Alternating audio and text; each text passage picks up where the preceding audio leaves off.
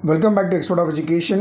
आज के पार्ट 3 के वीडियो में आप सभी का स्वागत है। जिन्होंने भी इससे पहले के जो बेसिक वीडियो है और पार्ट 1 पार्ट 2 अभी तक नहीं देखा है वो प्लीज़ इस वीडियो को देखकर आएँ और please like share and subscribe करें चैनल को अगर आपको ये सीरीज़ पसंद आ रही है। 37 ईयर्स की सीरीज़ हमने स्टार्ट कर दी है और ये हमारा 3rd वीडियो रहेगा। इसके पहले जो पार्ट 1 और पार्ट 2 बना है उससे प्लीज़ जाकर देखें ताकि आपके बेसिक स्ट्रॉन्ग हो जाए। और जिन्होंने ये पहले के वीडियोज़ देख चुका है वो आज कंटिन्यू कर सकते हैं। वाइल जिन्होंने नहीं देखा है उनके लिए डिस्क्रिप्शन बॉक्स में लिंक दिया हुआ है, वो तीनों ही वीडियोस देखकर आ सकते हैं। अगर ये 3 वीडियोस आप बिना देखे आगे बढ़ते हैं तो इसका मतलब कि आपका बेसिक स्ट्रांग है। अगर इन केस आपका बेसिक स्ट्रांग नहीं रहेगा तो आपको आने वाली जो आगे की भी वीडियोस है वो भी समझ में नहीं आएंगी। So hence I request you, आप पीछे जाइए, आराम से एक वीडियो देख लीजिए जिससे आपका बेसिक स्ट्रांग हो जाए। उसके बाद आप कंटिन्यू कर सकते हैं। वीडियो की प्लेलिस्ट बना दी गई है, उसका एक लिंक भी दिया गया है, आप उस प्लेलिस्ट के अकॉर्डिंग भी जा सकते हैं, बट एक सिस्टमैटिक मैनर में जाइए। फर्स्ट क्वेश्चन से लेके और जो बेसिक वीडियो है, कॉन्सेप्ट वीडियो, उसको देखें। फिर फर्स्ट वीडियो से लेके लास्ट वीडियो तक प्लीज उसको आराम से पहले पढ़ें, उसके बाद आए। वीडियो कहीं भागी नहीं जाएगी, बट अगर आपका बेसिक वीक रहेगा तो आपको मेरी बातें समझ में नहीं आएंगी और आगे चल के आपके लिए ये प्रॉब्लमेटिक हो जाएगा। क्वेश्चंस तो आप सॉल्व करोगे मेरे साथ, जब तक मैं आपको समझाऊंगा आपको समझ में आएगा, बट आफ्टरवर्ड्स ऐसी हालत हो जाएगी कि आप उसको सॉल्व नहीं कर पाएंगे जब आप अपने एंड पे करेंगे। सो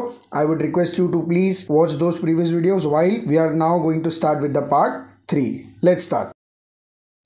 17 question says spindle fiber unite with which structure of chromosome। ये नीट 2000 का क्वेश्चन है। उस टाइम पे प्रोबेबली आप पैदा भी नहीं हुए होंगे तब का ये क्वेश्चन है। हमारे पास 4 ऑप्शंस है जिसमें से कि मैक्सिमम बच्चों को 2 ऑप्शन तो 100% नहीं पता होंगे, एक क्रोमोसेंटर और एक क्रोमोमियर। सो ये दोनों मुझे आपको बताने पड़ेंगे कि क्रोमोसेंटर क्या है और क्रोमोमियर क्या है। हालांकि इसका आंसर काइनेटोकोर है। Reason, kinetochore is the covering above centromere. So spindle fibre actual में काइनेटोकोर से अटैच होता है। रीज़न, क्योंकि काइनेटोकोर के नीचे ही आपका सेंट्रोमियर है, तो सेंट्रोमियर के ऊपर की कवरिंग है जो प्रोटीनिशियस है वो काइनेटोकोर है। तो सेंट्रोमियर को कोई चीज़ अटैच होने से पहले काइनेटोकोर को अटैच होती है, क्योंकि सेंट्रोमियर से ही अटैच्ड है काइनेटोकोर और काइनेटोकोर से अटैच्ड होता है स्पिंडल फाइबर। अब हम लोग एक्सप्लोर कर लेते हैं कि हमारे जो रिमेनिंग ऑप्शंस है उनके मतलब क्या है, उनके बारे में भी तो जानकारी होनी चाहिए। सो लेट्स सी कि सबसे पहला हमारा जो है वो है क्रोमोसेंटर। अब क्रोमोसेंटर जब कभी भी आप सुनेंगे तो एक तरीके का वो सेंट्रल पॉइंट है फॉर क्रोमोसोम, एक सेंट्रल पॉइंट है। अब इस तरीके से समझिए कि आगे हम लोग एक डिस्कशन करेंगे पॉलीटीन क्रोमोसोम का। पॉलीटीन क्रोमोसोम ऐसे क्रोमोसोम है जो मल्टीपल डिवीजन करते हैं या मल्टीपल रेप्लिकेशन करते हैं। मतलब ऐसे ही एक क्रोमोसोम से मल्टीपल क्रोमोसोम्स बन जाते हैं। सो बहुत सारे क्रोमोसोम्स जो बने हैं वो एक पॉइंट पर अटैच रहते हैं। हम उस एक पॉइंट को क्रोमोसेंटर कह देते हैं। तो क्रोमोसेंटर का मतलब ये है और आप इमेज से भी समझ सकते हैं। Now let's move on to chromomeres. अब क्रोमोमियर्स क्या चीज़ हैं? Now these are highly coiled sections of chromatin. आपको क्रोमोसोम में जब आप प्रोफेज में देखोगे तो जो आपका क्रोमोसोम का फॉर्मेशन है, during the formation of chromosome आपको बीड लाइक स्ट्रक्चर्स दिखाई देंगे जो कि इमेज में दिख रहे हैं। Those are nothing but highly coiled chromatin material. वो मल्टीपल कॉइलिंग हो जाती है उस पर्टिकुलर पॉइंट पे जो कि एक बीड का फॉर्म ले लेती है उस पर्टिकुलर सेक्शन को, और ये एक क्रोमोसोम के ऊपर ही अवेलेबल होती है ड्यूरिंग द कंडेंसेशन प्रोसीजर। जो highly coiled Beed like structures हैं उन्हीं का टर्म, उन्हीं का नाम दिया गया है क्रोमोमियर। सो क्रोमोमियर भी वो पार्ट नहीं है जहाँ से स्पिंडल फाइबर अटैच होता है। सो बी भी हमारा आंसर नहीं है और सिमिलरली ए भी हमारा आंसर नहीं है।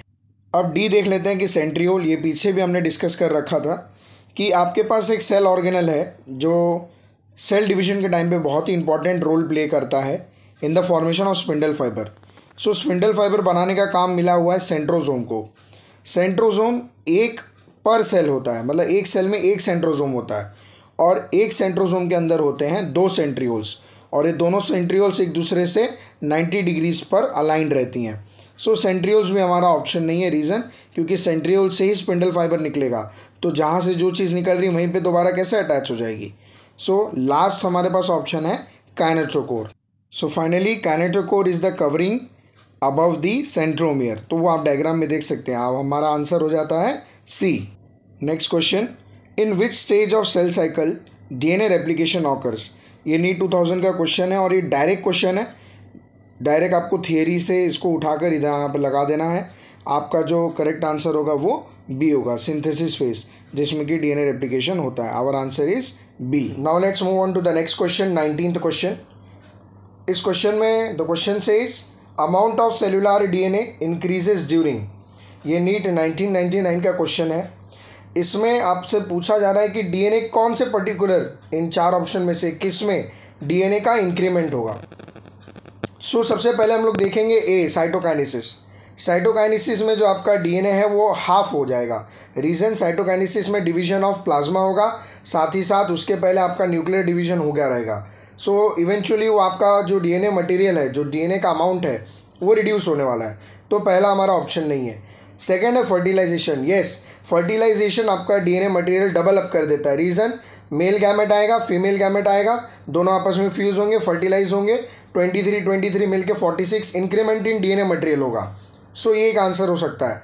अब आगे भी हम लोग देख लेते हैं क्या कोई इनमें से इससे भी बेटर कोई ऑप्शन दिख रहा है क्या हमें। सो सी हमारे पास है mutation.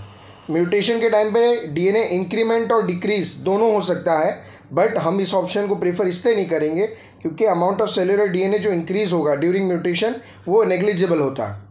Next is respiration. Respiration का तो डीएनए से कोई लेना देना नहीं है। सो इवेंचुअली हमारा जो आंसर होता है वो हो जाएगा फर्टिलाइजेशन। रीज़न, फर्टिलाइजेशन में आपके मेल गैमेट और फीमेल गैमेट के बीच में फ्यूजन होता है, जिसकी वजह से जो आपका डीएनए मटेरियल है वो डबल अप हो जाएगा।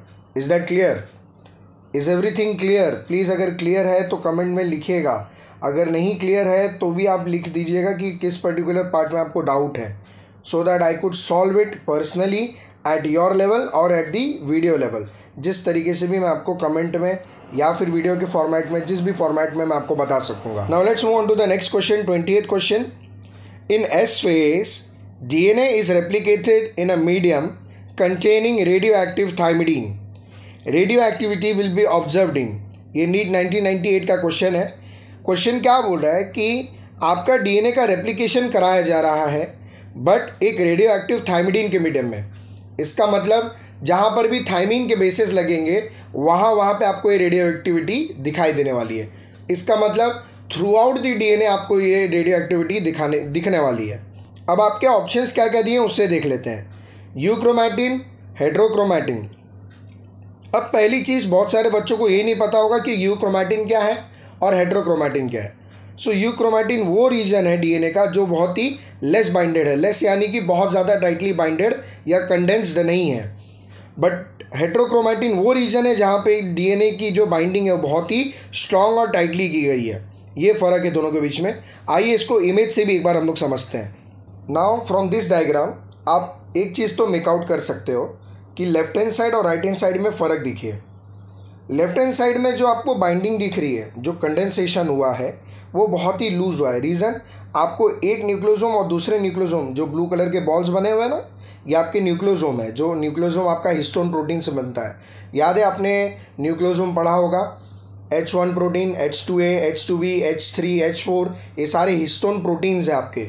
ये सारे हिस्टोन प्रोटीन्स मिलके ऑक्टामर बनाते हैं। उसके ऊपर जब डीएनए बाइंड होता है तो हम उसको न्यूक्लियोसोम कहते हैं। सो लेफ्ट हैंड साइड में जो सेक्शन आपको दिख रहा है डीएनए का वो बहुत ही टाइटली बाइंडेड नहीं है, उनके बीच में आपको गैप्स दिखाई दे रहे हैं। इसका मतलब ये लूजली बाइंडेड है और लूजली बाइंडेड रीजन को ही हम लोग क्या कहते हैं, यूक्रोमैटिन। वाइल जो हमारे पास राइट हैंड साइड में वो देखिए कितना टाइटली पैक्ड है, दोनों के बीच में गैप तक नहीं दिखाई दे रही है। इसका मतलब कि ये वाला रीजन को हम क्या कहेंगे, heterochromatin. Left hand side loosely binded है, यूक्रोमैटिन टाइटली बाइंडेड, हेट्रोक्रोमैटिन। ये हमारा फ़र्क हो गया दोनों के बीच में। अब ये दोनों फ़र्क आपको क्रोमोसोम में भी दिखाई देंगे।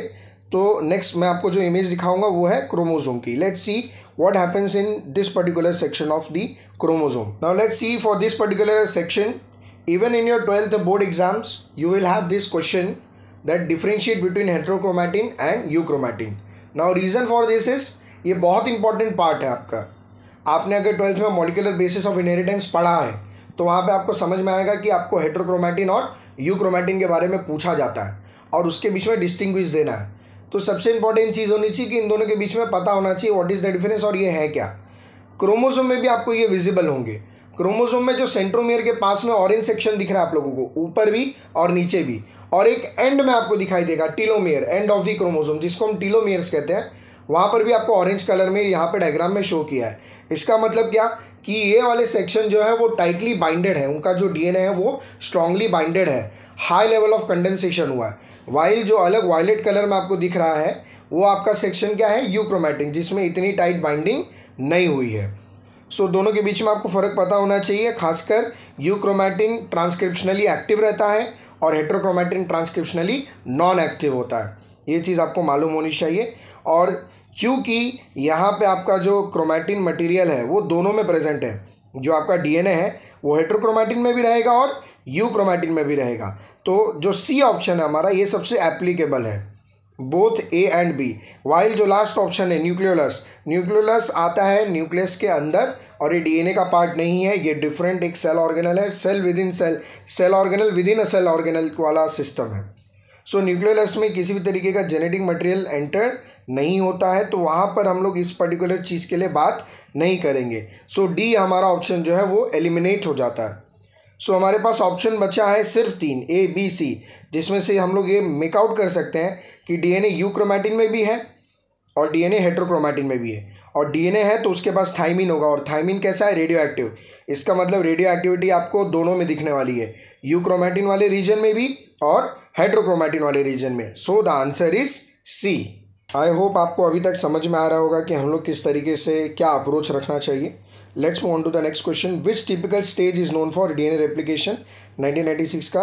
यहाँ पे डायरेक्ट आंसर हमें मिलेगा एस फेज, क्योंकि हमने ऑलरेडी देख लिया है, पीछे भी बहुत बार देखा है कि डीएनए का जो रेप्लिकेशन है वो एस फेज में होता है। अब एक सिमिलर क्वेश्चन हमें दिया हुआ है, in a somatic cell DNA synthesis takes place in, ये सेम 1994 में भी इसी से मिलता जुलता क्वेश्चन पूछा गया है।